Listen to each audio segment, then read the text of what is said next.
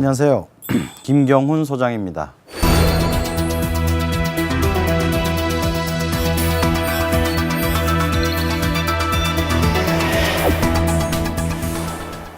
오늘은 그 글로벌 시대에 빠르게 변화하는 환경적 변화에 기업들이 어떻게 적응해야 할지 함께 고민해보는 트렌드 워칭 강의를 한번 해보도록 하겠습니다.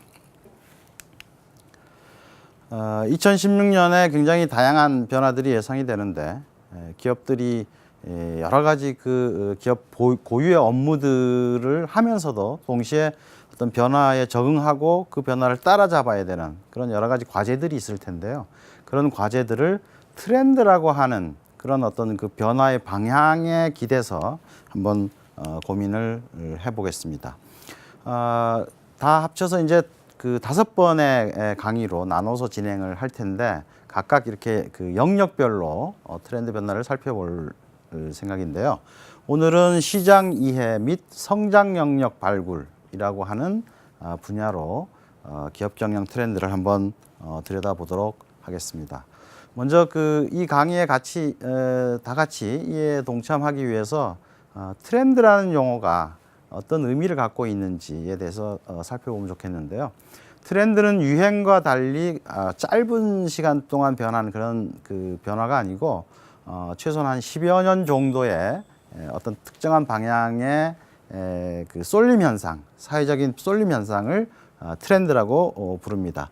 트렌드를 이렇게 분류를 해보면 이 화면에 이제 이쪽에 이렇게 보시면 세계 지도가 있고 그 다음에 보이시는지 모르겠는데 아주 작게 한국 이렇게 빨간 동그라미 이렇게 해놨는데 보통 트렌드라는 것은 특정 국가, 특정한 사회에서 변하는 어떤 그런 변화 현상을 얘기를 하는데 그 트렌드 가운데 지구적 규모에서 변하는 게 있어요. 이제 그런 걸 이제 메가 트렌드라고 부릅니다.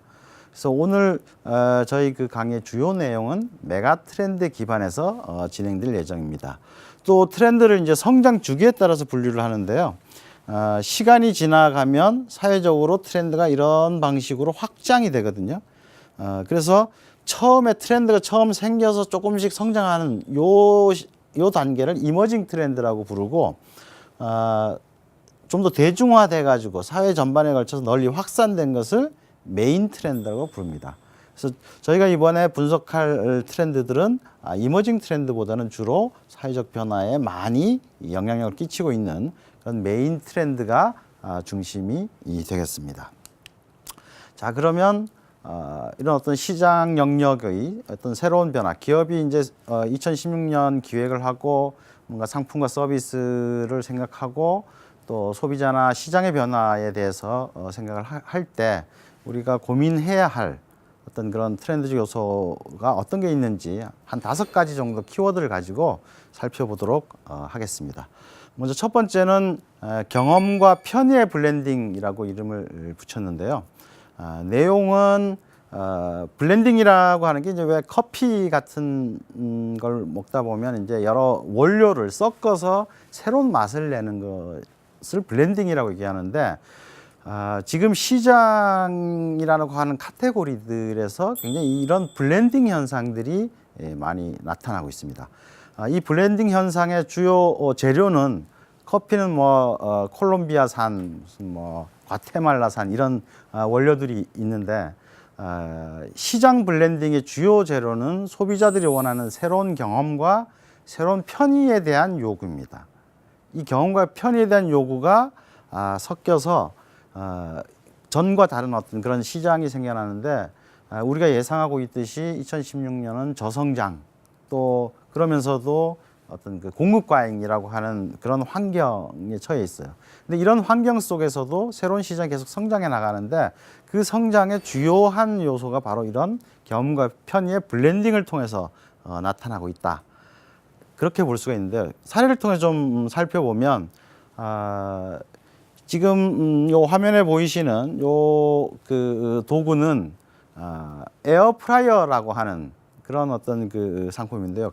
집안에서 이제 부엌에서 쓰는 그런 그 튀김기인데 기존의 튀김기라고 하면 되게 이제 기름이나 이런 것들을 활용을 해서 부엌에서 쓰다 보면 굉장히 그 냄새가 많이 나고 또 뭐 기름이 이제 건강에 안 좋다 이런 얘기도 많이 있죠. 그런데 지금 여기 보이시는 이 튀김기는 공기 에어프라이어예요. 공기로 튀기는 거죠. 그래서 기름 냄새도 안 나고 또 그 부엌을 굉장히 쾌적하게 만들어 주는데 이런 어떤 물론 이 기계 자체가 공기로 기름을 튀긴다 자체가 신선하고 재미있는 사례다 이렇게 생각할 수도 있지만 이 이면의 그 트렌드적 맥락을 보면 과거와 다르게 지금 가족 내에서의 커뮤니케이션의 주요 장소가 거실에서 식당 혹은 부엌으로 이동하고 있는 트렌드적 맥락이 있어요.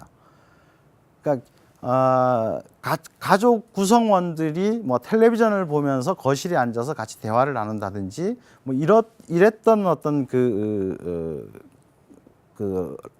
가족 내의 어떤 그런 커뮤니케이션 활동이 각자 워낙 바쁘고 또 따로 자기만의 스타일들을 쫓아가다 보니까 식사 시간 정도에나 이렇게 모이게 되고 그러다 보니까 이제 부엌이 점차 좀 더 세련되고 뭔가 커뮤니케이션의 장이고 이런 쪽으로 변하는 맥락이 밑에 있거든요. 그러니까 소비자들이 원하는 그런 새로운 가치들이 있는 거죠. 그렇게 변해갈 때 부엌에 있는 그런 도구들이 소비자의 그런 새로운 경험적 가치와 어떤 그 편의적 필요에 맞는 어떤 그런 주방 도구로 변할 필요가 생긴 거죠. 그래서 지금 굉장히 이제 히트를 친 에어프라이어인데 그 맥락을 보면 단지 새로운 기술이다 이런 것들이 아니라 소비자의 경험과 편의를 확장해서 새로운 시장 카테고리를 만들어낸 그런 어떤 사례라고 볼 수 있습니다. 그래서 메가트렌드 관점에서 분석을 해보면 영리한 단순화라는 메가트렌드가 베이스에 깔려 있다. 소비자들은 시대적 변화에 맞는 새로운 욕구에 맞는 어떤 그런 쉽고 단순한 해결책을 원하고 기존에 하던 방식 말고 좀 더 다른 방식의 어떤 도구들을 통해서 경험과 편의를 확장하기를 원합니다. 그래서 이런 욕구에 맞춰 나갈 때 2016년에 새로운 시장 카테고리 혁신을 할 수 있지 않을까 이렇게 생각을 하게 되고요. 두 번째로는 이제 새로운 소비 패턴이 등장하고 있는 트렌드에 대해서 알아볼 텐데요.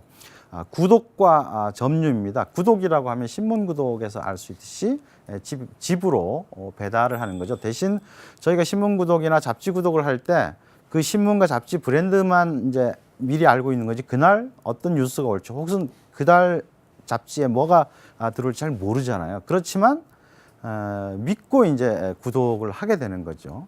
또 점유라고 하는 것은 소유가 내가 소유권을 완전히 갖는 걸 소유라고 얘기를 한다면 점유는 특정한 시간, 일시적 시간 동안만 내가 이제 소유하는 게 이제 점유라고 하는 패턴인데요. 그러니까 기존의 그 소비 패턴에서 좀 달라지고 있는 지점들을 좀 보려고 하는 겁니다. 지금 이 케이스는 보시면 이제 알아서 배달해 주세요. 뭐 이렇게 돼 있는데 서브스크립션 커머스라고 하는 새로운 어떤 그 소비 패턴 혹은 비즈니스 모델입니다. 서브스크립션 커머스는 뭐냐면 소비자가 구독 신청을 하면 일주일에 한 번이든 한 달에 한 번이든 정기적으로 이제 박스에다 넣어서 배달해 주는 건데 지금 보이는 저 사례는 일주일에 두세 번 정도씩 반찬을 배달해 주는 서브스크립션 푸드 분야의 그런 어떤 배달 서비스입니다. 이런 배달 서비스가 가진 특징은 뭐냐면 기존의 소비자가 정보를 검색하고 내게 맞는 음식을 찾아서 직접 구매를 하고 사가지고 와서 내 필요에 맞게 쓰는 이런 어떤 소비 패턴이 정보의 범람 혹은 공급 과잉이라는 시장 구조에서 너무 복잡해졌고 소비자들이 굉장히 바쁘게 살아가는데 그 시간 동안 이 모든 것들을 다 해낸다라고 하는 것이 불편하고 또 자기 시간을 아깝게 쓰는 것처럼 느끼는 이런 소비자들이 많아진다는 거죠. 그래서 21세기에 우리가 인터넷 시대가 진행되면서 검색 시대가 시작됐다 이렇게 얘기할 수가 있어요. 정보의 바다를 헤엄쳐서 정말 나한테 필요한 어떤 쇼핑 정보가 됐던 이런 것들을 구해서 구매를 하게 되는 거죠. 그런데 이런 어떤 검색이라고 하는 것이 너무 그 불편하고 복잡성이 커진 게 너무 많은 정보와 너무 많은 쇼핑 경로와 유통 루트들이 있다는 거죠. 그래서 영리한 소비자들은 차라리 나한테 꼭 필요한 걸 찾아주는 그런 어떤 그 신뢰할 만한 어떤 그 브랜드나 기업이 있다면 구독을 하고 이런 형태로 소비 패턴을 바꾸어 나가고 있는 거죠. 그래서 이런 어떤 변화의 바탕에도 역시 이 영리한 단순화 메가 트렌드가 있습니다. 우리가 인터넷과 정보 범람 시대가 우리 자신에게 굉장히 유용한 편리성을 준 것 같지만 그것이 결국 어떤 그 복잡성으로 이어짐으로 해서 소비자는 정보 검색보다는 차라리 서브스크립션 커머스 같은 혹은 요즘 쇼핑몰에 보면 이제 큐레이션 서비스가 굉장히 늘어나고 있잖아요. 누군가 나를 대신해서 고민을 덜어서 안내를 해주면 그걸 이제 구매를 하는 이런 어떤 그 새로운 소비 패턴이 등장하고 있는데 이런 새로운 소비 패턴이 소비자의 어떤 그 영리한 단순화 니즈와 맞아떨어지면서 시장의 새로운 변화를 가져올 거라고 생각을 합니다.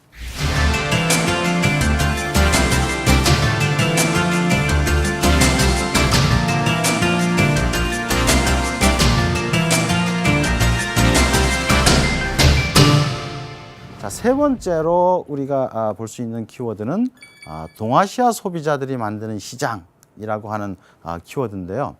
아시다시피 이제 글로벌화와 이런 어떤 새로운 변화가 진행된 지가 한 20여 년 가까이 지나갔는데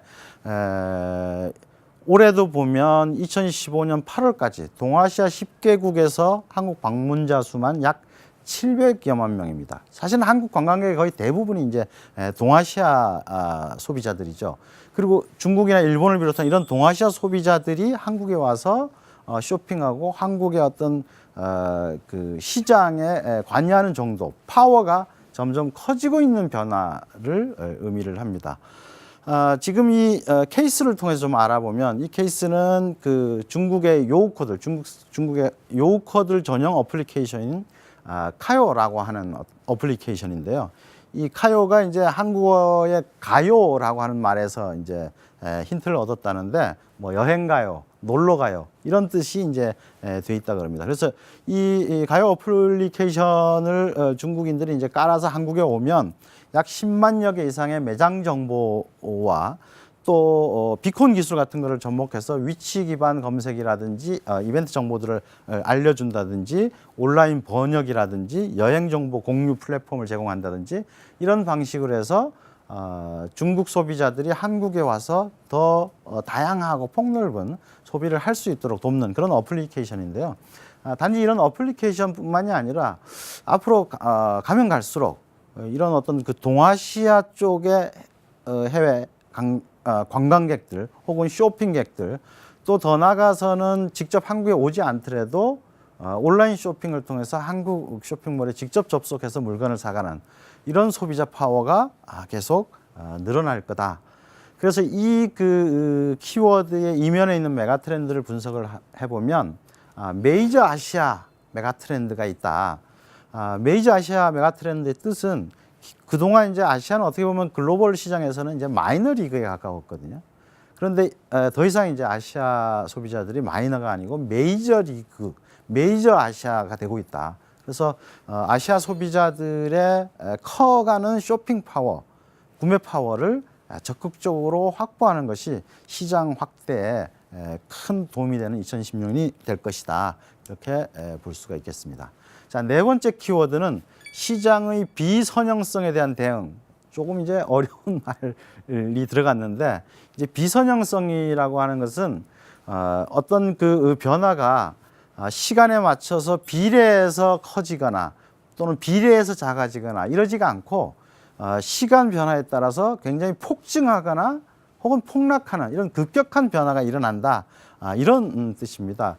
그래서 이런 시대에 우리가 시장을 생각할 때는 초기 조건을 중심으로 모든 걸 결정을 해야 된다. 그러니까 어떤 변화에 초기에 뛰어들 것인가 말 것인가의 결정이 굉장히 중요해진다. 이런 뜻이라고 볼 수가 있습니다. 기존에는 이제 우리가 시장이 형성되고 충분히 커나가면 거기에서 우리 뛰어들지 말자 이런 결정들을 할 수 있는 그런 시간적 여유가 있었다면 갈수록 이제 시장이 비선형적으로 성장하기 때문에 새로운 시장이 생기려고 할 때 초기에 의사결정을 내려야 되는 어떤 그런 변화가 우리가 주목할 만한 2016년 키워드다라는 거죠. 그래서 이런 키워드의 배경에는 디지털이라든지 나노, 바이오, 에너지, 로봇과 같은 어떤 첨단 기술이나 또는 글로벌화로 커진 그런 어떤 시장 환경의 변화가 있을 텐데요. 지금 케이스에 보시면 디지털 시대 전도사라고 불리는 네그로폰테 교수가 테드에 나와서 곧 정보를 섭취하는 시대가 올 것이다. 그러니까 알약을 먹으면 정보를 머릿속으로 이렇게 기억할 수 있는 그런 시대가 올 것이다. 이런 얘기를 하고 있는데 이 사례 자체에서 우리가 뭐 섭취용 알약이 정보 섭취용 알약, 그러니까 뭐 먹으면 이제 공부도 대신해 주겠죠. 그런 시대가 얼마나 빨리 올 것이냐, 언제 올 것이냐 이 얘기를 하자는 게 아니라 굉장히 다양한 첨단 테크놀로지 이런 변화들이 계속 잠재적으로 대기하고 있는 시대라는 거죠. 그러니까 이렇게 변화하는 시대에 우리가 시장에 뛰어든다라고 하는 것은 시장이 충분히 성장하고 성숙해서 누가 보기에도 이 시장은 이렇다라고 판단될 때 뛰어들면 이미 늦다. 이렇게 볼 수가 있겠습니다. 자, 마지막으로 2016년 시장의 변화에서 우리가 고려해야 될 것은 메가 FTA 시대에 대한 대응입니다. 메가 FTA다라고 하면 다자간 FTA를 얘기를 합니다. 보통 이제 FTA가 두 개의 국가 사이에 나라와 나라 사이에 서로 관세들을 철폐하고 자유무역을 할 수 있는 그런 협정들을 맺는 것을 일반적인 FTA라고 한다면 점차 이런 FTA가 다자간 FTA로 변해가고 있는데 이런 다자간 FTA의 위력이 계속 커져가고 있습니다. 특히 지금 케이스 분석에서 나온 것처럼 2015년 10월에 이제 TPP라고 해서 환태평양 지역, 지금 여기 화면에 보이시는 태평양 주위에 이렇게 여러 국가들이 있죠. 미국을 비롯해서 일본, 호주, 뭐 이런 남아메리카의 이쪽 국가들까지 해서 이 국가들 사이에 다자간 FTA 한꺼번에 이제 자유무역 협정을 맺게 됐고, 한국은 그동안 이제 중국의 눈치를 보면서 이 TPP에 가입하느냐 마느냐 뭐 이렇게 논란들이 있었는데 가입 의사를 밝혔습니다. 그래서 이런 어떤 TPP 말고도 여러 개의 어떤 그 국가 간 무역 협정, 또 중국을 중심으로 하는 어떤 그런 무역 협정 같은 것들이 계속해서 시장 환경의 변화에 주도적 역할들을 하고 있고, 또 2016년, 2017년으로 가면 갈수록 이런 어떤 그 시장 조건의 변화가 큰 영향을 끼칠 거다라고 생각이 듭니다. 그래서 메가트렌드 관점에서 분석을 해보면 글로벌화가 계속 진행되고 있고, 이 글로벌화의 베이스에 어떤 기술적인 어떤 그 측면의 지원을 디지털 네트워크들이 갖고 있죠. 게다가 이제 한국이 속해 있는 아시아가 메이저 아시아로 되는, 그러니까 소비 기지나 생산 기지로서 글로벌 시장의 주도적 역할을 하게 되는 이런 변화가 믹스되고 결합되면서 한국을 둘러싼 환태평양 그리고 동아시아 내에서의 엄청난 시장 변화들이 일어나고 있다. 그래서 쉽게 생각해 보면 같은 아이템이라도 기존보다 시장의 규모가 엄청나다. 예를 들어서 뭐 저는 농담식으로 그렇게 얘기를 하는데 이쑤시개를 하나 팔아도 글로벌하게 파는 것과 한국 시장에서 파는 건 엄청나게 차이가 나겠죠. 우리 마을과 이웃 마을이 큰 어떤 그 산으로 가로막혀 있었는데, 그래서 그 전에는 이제 그 산을 넘어가기 위해서는 고개를 넘어가야 돼서 고개 넘기 힘들다 그래서 깔딱고개라는 이름을 붙이고 이랬던 시대에서 우리 마을과 이웃 마을 사이에 터널이 뚫려 버린 상황이 되는 거죠. 그랬을 때 기존에 우리가 하던 모든 일들이 우리 마을이라는 그 작은 단위가 아니라 그 터널을 통해서 넓혀진 확장된 공간에서 일어나게 되는데, 지금 메가 FTA라는 것은 그런 환경적 조건을 만들어가는 어떤 시장 환경의 변화 이슈죠. 그래서 우리가 요즘 흔히 초연결 시대 이렇게 얘기를 하는데, 디지털이 온라인 속에서의 어떤 그 초연결을 만들어내고 있다면 메가 FTA는 시장 환경에 있어서 초연결 시대, 시장의 확장을 만들어내고 있기 때문에 이런 시장 환경의 변화가 우리가 고려해야 될 트렌드적 변화다, 이렇게 볼 수가 있겠습니다. 자, 오늘 시장 이해 및 성장이라고 하는 이 카테고리에서 어떤 트렌드 변화들이 우리가 2026년에 주목해야 되는 것인지에 대해서 한 5가지 정도 지금 한번 짚어봤어요. 우선 첫 번째는 시장의 확장이 소비자가 원하는 새로운 경험과 편의적 가치를 섞어서 전과 다른 시장 카테고리가 만들어져 가고 있고 계속 만들어져 가야 된다라고 하는 관점에서 짚어봤고요. 두 번째로는 기존의 소비자가 자기가 필요한 상품 정보나 리뷰나 유통 경로나 이벤트 정보나 이런 것들을 직접 찾아서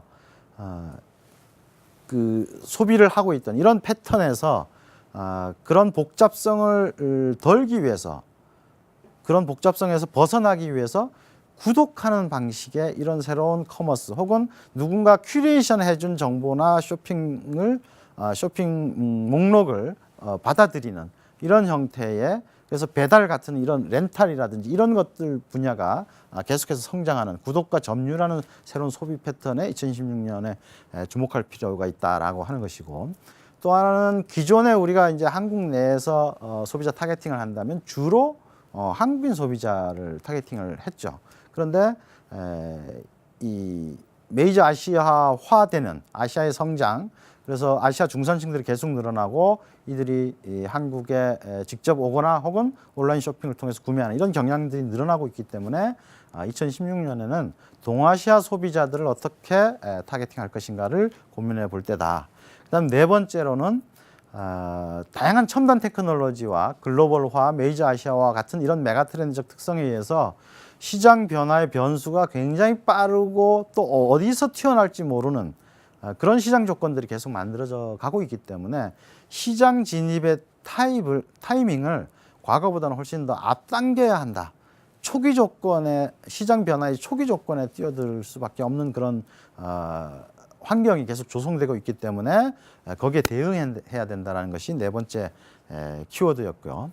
다섯 번째로는 국가 간 협정, 무역 협정이라고 할 수 있는 FTA가 다자간 FTA로 변화하고 있고, 그다음에 환태평양 경제 조약이라든지 이런 다양한 어떤 그 메가 FTA에서 시장 환경이 초연결 시대에 맞는 공간적 확장을 하고 있기 때문에 그런 변화에 적응할 필요가 있다. 이렇게 크게 5가지로 말씀드렸습니다.